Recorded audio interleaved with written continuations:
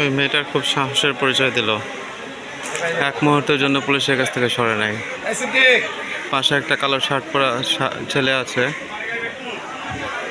ও পুলিশের হাতে মাইর খেয়েছে, তারপর এখান থেকে সরে নাই।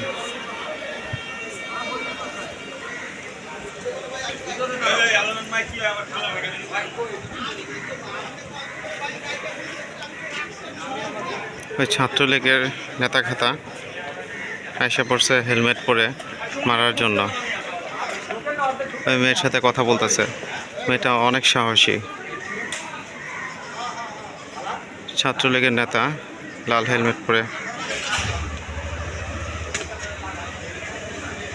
কিন্তু মেয়েটা তার কথা ছাড়তেছে না, মেয়েটা তার প্রতিবাদ চালিয়ে যেতেছে।